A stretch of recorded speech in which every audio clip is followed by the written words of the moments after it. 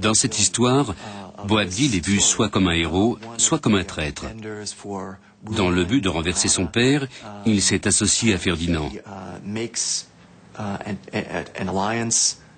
Aux yeux de la plupart des habitants de Grenade, c'est lui qui a vendu son propre royaume.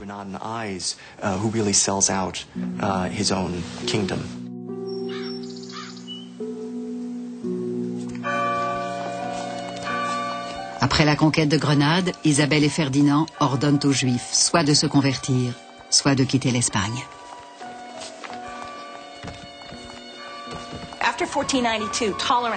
1492 a marqué la fin de la tolérance. On a obligé les Juifs à se convertir. Certains l'ont fait volontairement, bien sûr, mais on peut franchement se demander s'ils ont été sincères ou s'ils ont fait semblant.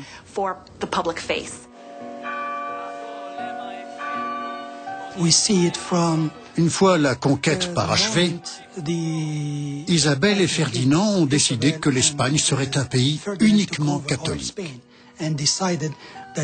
Il en est résulté un appauvrissement sensible du pays. Mais tel était à présent le visage du catholicisme espagnol. C'est ainsi qu'ils ont commencé à pourchasser et à exclure. Un long et périlleux voyage attendent les Juifs qui ont choisi de quitter l'Espagne. Le prêtre catholique Andrés Bernaldez écrit dans ses mémoires: Il y eut beaucoup de souffrances et d'infortunes. L'un tombait, l'autre se levait. Il y avait des morts, des nouveau-nés, des malades. Et les rabbins sans trêve insufflaient de la force. Ils faisaient chanter les femmes et les enfants et jouer du tambourin et des cymbales pour affermir leur courage. Les immigrés juifs emportèrent leur culture andalouse et leur identité dans leur nouveau pays d'exil. Pour certains, c'était l'Italie, pour d'autres, les territoires musulmans d'Afrique du Nord ou de l'Empire ottoman. En 1492, cela faisait déjà un siècle que les Juifs d'Espagne enduraient la persécution. Pourtant, quelques-uns restent et se convertissent, tout en conservant leurs anciennes coutumes. Ils s'efforcent de préserver leur culture dans le nouveau monde chrétien, comme l'ont fait 1500 ans plus tôt leurs lointains ancêtres à leur arrivée en Espagne. Certains récits décrivent comment les femmes juives nettoyaient la maison le vendredi et préparaient le repas pour le Shabbat. Il existe des histoires sur des juifs convertis qui s'asseyaient avec leurs voisins non convertis pour Yom Kippour. Ils essayaient désespérément de s'accrocher à la foi qui donnait un sens à leur vie. De nom, ils étaient chrétiens, mais ils faisaient tout pour rester juifs. Au XVe siècle, Abravanel, le grand savant juif, écrit à son fils, dont il a été séparé lors des expulsions, pour le rappeler à sa foi. Prends garde, mon fils. Sache que tu es le descendant d'érudits, d'hommes à l'esprit si profond qu'il en est prophétique. La sagesse est ton héritage, alors ne dissipe pas ta jeunesse, mon précieux garçon.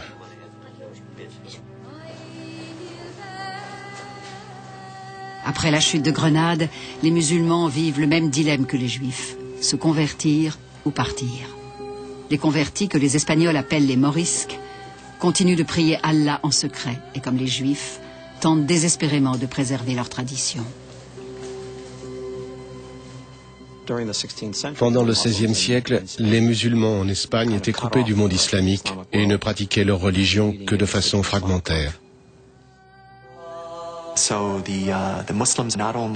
Avec la disparition d'Al-Andalus, les musulmans n'ont pas seulement perdu le joyau, le symbole de leur civilisation universelle, ils souffraient aussi de l'indignité dans laquelle leur religion avait été reléguée.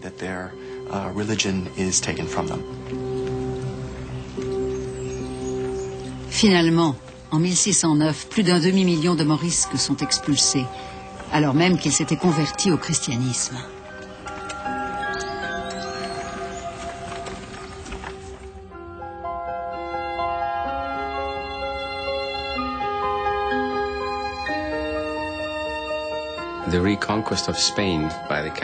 La reconquête de l'Espagne par les chrétiens a généré un sentiment de perte.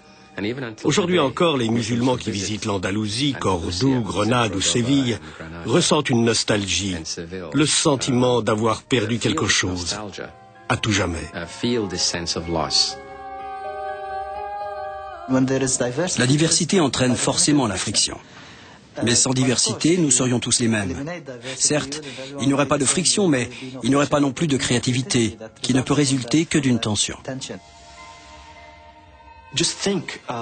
Pensez seulement à ce que l'Espagne médiévale a donné à l'Europe. La technique de fabrication du papier, la technique de l'irrigation, des idées en médecine. Tout cela n'a pu se produire que parce que des cultures ont communiqué entre elles et ont appris les unes des autres. C'était une manière d'agir ensemble, sans forfanterie, une disponibilité. Cette tolérance n'était pas idéologique, c'était une pratique.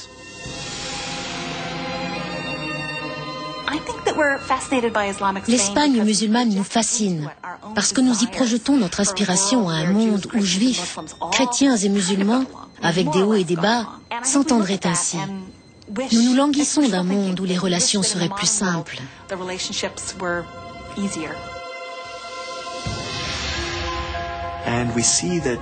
On peut en tirer une leçon.